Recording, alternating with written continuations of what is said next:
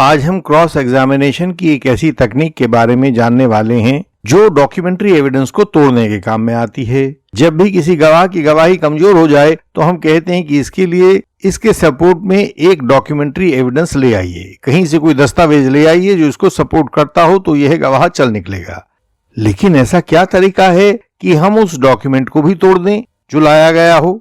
नमस्कार व्यूअर्स, भारतीय criminal trial और सिविल लिटिगेशन में डॉक्यूमेंट्री एविडेंस या दस्तावेजी साक्ष्य जैसे FIR, medical report, contract, agreement, register, police diary अक्सर गवाहों की गवाही को मजबूत करने के लिए पेश किए जाते हैं। लेकिन एक अनुभवी एडवोकेट जानता है कि यदि इस दस्तावेज और मौखिक बयान जो भी ओरल टेस्टिमनी दी जा रही है, इनके बीच में एक खाई बना दी जाए तो गवाह की गवाही तो खराब होती ही है, गवाह की विश्वसनीयता भी संदेह के घेरे में आ जाती है। हम इंडियन लीगल सिस्टम में क्रॉस एग्जामिनेशन के दौरान कौशल के इसी खेल को कैसे खेलते हैं, यही बात आज हम इस वीडियो में दिखाने वाले हैं और आपको विस्तृत रूप से समझाने वाले हैं। इसके लिए हम बोले गए शब्द और लिखे गए डॉक्यूमेंट को आमने सामने खड़ा कर देते हैं, उनके बीच में टकराव करवा देते हैं। कॉन्ट्राडिक्शन, साइलेंस, ओमिशन और कानून सबको मिलाकर आरोपी की एक मजबूत डिफेंस बना देते हैं। अब आप समझिए कि ये डॉक्यूमेंट्री कॉन्ट्राडिक्शन और ओरल कॉन्ट्राडिक्शन क्या होता है। पहली बात है ओरल कॉन्ट्राडिक्शन, यानी कि गवाह के अपने बयान में जो बदलाव आदि आए हैं या जो उसकी बातों में विरोधाभास हो रहा है वह ओरल कॉन्ट्राडिक्शन कहलाता है। और दूसरी बात है डॉक्यूमेंट्री कॉन्ट्राडिक्शन, गवाह की गवाही और उसके सहारे में लाए गए या उसके विरोध में लाए गए डॉक्यूमेंट जैसे एफआईआर, मेडिकल रिपोर्ट, एग्रीमेंट आदि, इनके बीच में जो टकराव होता है, गवाही और डॉक्यूमेंट के बीच में जो टकराव होता है उसे हम डॉक्यूमेंट्री कॉन्ट्राडिक्शन कहते हैं। एविडेंस एक्ट के सेक्शन 91 और 92 जो अब नए बीएसए में सेक्शन 94 और 95 हो गए हैं, उनके अनुसार जब कोई फैक्ट किसी डॉक्यूमेंट में लिखा हुआ हो तो उस फैक्ट का प्रूफ भी उसी डॉक्यूमेंट से लिया जाएगा। किसी बाहर की मौखिक गवाही को डॉक्यूमेंट में लिखी हुई बात को काटने के लिए स्वीकार नहीं किया जाएगा। यह कानून के न केवल भारत के बल्कि America, England, Australia, New Zealand, Canada, इन सभी कॉमन लॉ कंट्रीज के डॉक्यूमेंट्स के बारे में यह एक स्वीकृत तथ्य है। हमेशा कानून इसी तरह से काम करेगा कि डॉक्यूमेंट को प्राधिमानता दी जाएगी। जन्म तिथि को लिखित डॉक्यूमेंट में से ही पढ़ा जाएगा। यदि बयान में जन्म के डॉक्यूमेंट से अलग कोई तारीख बताई जाती है तो उसे स्वीकार नहीं किया जाएगा। मौखिक गवाही जितनी डॉक्यूमेंट के अनुसार है वह ठीक है, स्वीकार्य है, और जितना वह डॉक्यूमेंट से बाहर है, गलत है, उसके विरोध में है, वह अस्वीकार्य है। मतलब है कि जहां मौखिक और डॉक्यूमेंट्री गवाही में टकराव होगा उसमें डॉक्यूमेंट्री गवाही ही जीतेगी। लेकिन आज के तरीके में हम ओरल टेस्टिमनी के आधार पर डॉक्यूमेंट्री एविडेंस को भी तोड़ने की कला सीखेंगे, जो एक विस्मित कर देने वाली कला है, लेकिन जिसे इंडियन लीगल सिस्टम हमेशा अपनाता रहा है।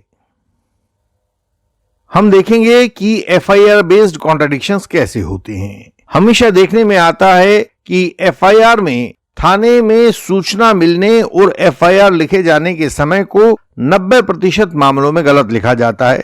आपने देखा होगा ना, एफआईआर के शुरू में ऊपर की तरफ तीसरे या चौथे कॉलम में लिखा जाता है कि सूचना कब प्राप्त हुई और यह एफआईआर कितने बजे दर्ज की गई। तो आमतौर से यह सूचना हमेशा गलत लिखी होती है। मारपीट की, लूटपाट, डकैती और मर्डर की सूचना बेशक 100 नंबर की सहायता से पुलिस के पास पहुंच गई हो, बेशक वे लोग खुद मौका पर पहुंच गए हों और वहां फोरेंसिक टीम को बुला लिया हो, लेकिन एफआईआर में सूचना मिलने व एफआईआर लिखे जाने का समय वही अंकित किया जाएगा जो एसएचओ को सूट करता होगा। डिफेंस के लिए यह बहुत कारगर हथियार बन जाता है। कोर्ट में आते ही आईओ या दूसरे पुलिस वाले गवाह से पूछो, देखो इस दस्तावेज में आपका नाम लिखा है ना, समय यह लिखा है ना, और धीरे धीरे करके दिखाइए कि पुलिस को अपराध की सूचना तो पहले से मिल चुकी थी, लेकिन यह एफआईआर नाम का डॉक्यूमेंट गलत डिटेल्स के साथ लिखकर बनाया गया है। यहाँ हमने अनेक पूर्ववर्ती डॉक्यूमेंट की सहायता से एक बाद वाले डॉक्यूमेंट को यानी कि एफआईआर को फर्जी दिखा दिया है। नतीजा यह होता है कि गवाही और डॉक्यूमेंट जो भी आके एफआईआर को प्रूव करने के लिए आएगा, ये उसकी गवाही और यह एफआईआर नाम का डॉक्यूमेंट दोनों साथ साथ नष्ट हो जाएंगे। एफआईआर नष्ट हो जाए तो इससे बेहतरीन गिफ्ट किसी आरोपी को हम और क्या दे सकते हैं। अब हम ऐसे ही कॉन्ट्राडिक्शंस मेडिकल रिपोर्ट के बारे में पढ़ते हैं। एमएलसी के बारे में तो यह लगभग एक स्वीकृत बात है कि एफआईआर दर्ज होने से पहले ही सारा इलाज, यहां तक कि पोस्टमार्टम आदि भी कंप्लीट करवा लिया जाता है और इनके कंप्लीट होने पर, कॉज ऑफ डेथ कंफर्म होने पर तब एफआईआर लिखी जाती है। उसी हिसाब से थाने में सूचना मिलने और एफआईआर लिखे जाने का समय उसमें भर दिया जाता है। बस क्रॉस में होशियार एडवोकेट को इतना सा दिखाना होता है कि स्पॉट पर, अस्पताल में, मोर्चरी में सब जगह पुलिस मौजूद थी। साथ ही यह भी दिखाना होता है कि एमएलसी वगैरह में कहीं भी एफआईआर नंबर नहीं लिखा हुआ है, और लिखा है तो बाद में अलग पेन से लिखा गया है। ये लोग अलग अलग काम कर रहे थे तो ऐसा तभी तो कर रहे थे ना जब पुलिस को इस अपराध की सूचना मिल चुकी थी। लेकिन यह अपराध की सूचना मिलने का समय बहुत बाद का और एफआईआर के डाले जाने के 1 या 2 मिनट पहले का ही दिखाते हैं।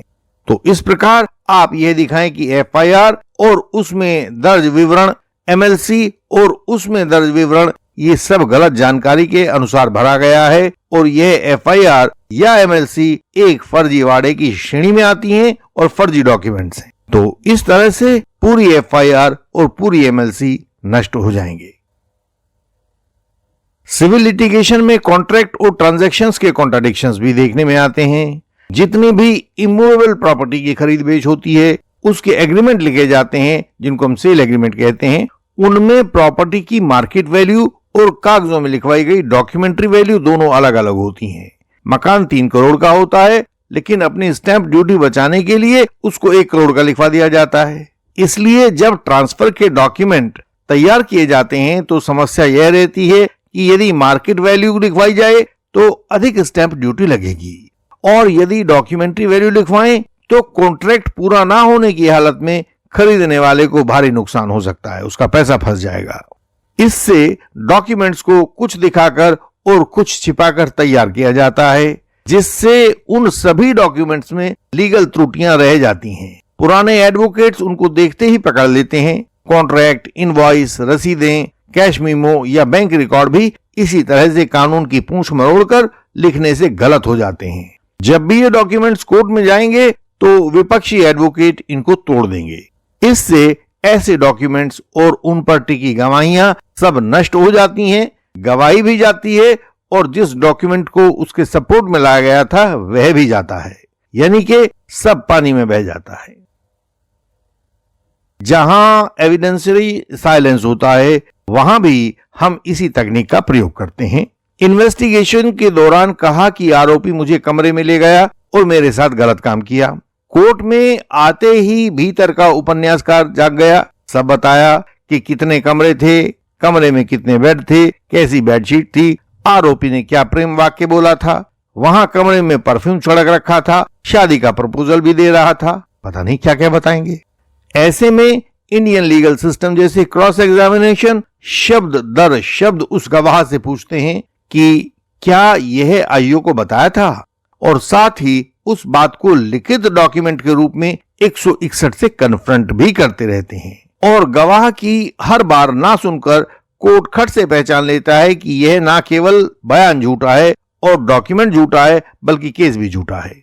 आरोपी की कभी कोई टीआईपी नहीं करवाई जाती है और कोर्ट में आकर गवाह आरोपी की तरफ इशारा करके कहता है कि ये वाला था जैसा। तो ऐसी टीआईपी को तोड़ेंगे नहीं तो और क्या करेंगे। हम यह भी देखना चाहते हैं कि इस पर जुडिशियल व्यू क्या है, हमारे कोर्ट्स क्या कहते हैं। Tahsildar Singh versus state of UP था, सामने आप देख रहे हैं। सुप्रीम कोर्ट ने इस निर्णय में यह स्पष्ट किया था कि मौखिक गवाही और दस्तावेजी एविडेंस में यदि विरोधाभास है तो दस्तावेज को प्राथमिक माना जाएगा, जिससे गवाह की विश्वसनीयता प्रभावित हो जाएगी। एक और केस था Ramu Appa Mahapatra versus state of Maharashtra, सामने आप देख रहे हैं।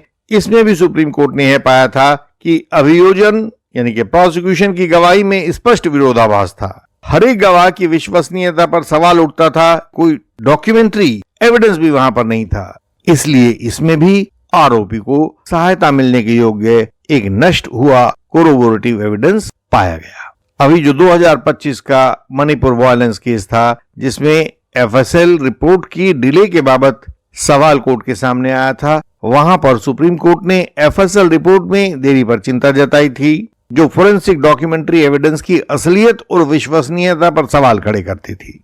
यह निर्णय डॉक्यूमेंट्री कॉन्ट्राडिक्शन और एविडेंशियरी डिले की बात को कोर्ट में उजागर करता है। और अब अंत में हम अपने सभी एडवोकेट साथियों को और लिटिगेंट्स को एक कॉल देते हैं। सिर्फ यह मत देखिए कि दस्तावेज में क्या लिखा है, यह भी देखिए कि उसमें क्या नहीं लिखा है और वह गवाह के बयान से कैसे मेल खाता है।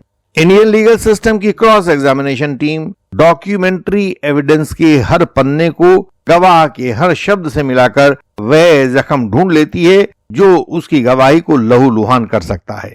उसकी गवाही गई तो साथ में उसके ऊपर टिका हुआ वह डॉक्यूमेंट भी चला जाता है, यानी कि यह गवाह और डॉक्यूमेंट के बीच में आपस में मारकाट वाला मसला बन जाता है। इंडियन लीगल सिस्टम में हमारा सिद्धांत है, a single line in a document can undo a 100 lines of false testimony. किसी दस्तावेज का एक वाक्य झूठी गवाही के सैकड़ों वाक्यों को नष्ट करने के लिए काफी होता है। जरूरत है कि आपकी आंखें उसको पहचानना सीख जाएं और आपका दिमाग उसको यूज करना सीख जाए।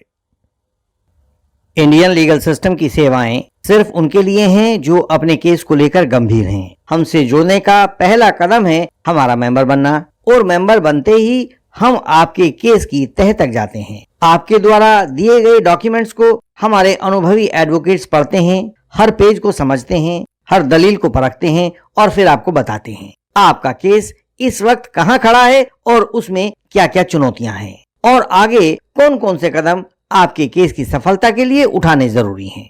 हम यह भी स्पष्ट करते हैं कि क्या आपके केस में क्वैशिंग या डिस्चार्ज पाना संभव है या इस केस में ट्रायल होना अनिवार्य है, और यदि ट्रायल होना अनिवार्य है तो फिर किन किन गवाहों को किन किन बिंदुओं पर क्रॉस के द्वारा तोड़ा जाना है और वह कैसे संभव हो पाएगा। यह सब भी सिर्फ हमारे मेंबर्स को बताया जाता है। इसके बाद फाइनल आर्गुमेंट्स की तैयारी और उसकी प्रस्तुति होती है, प्रेजेंटेशन होता है। यह भी हमारी रणनीति का हिस्सा है।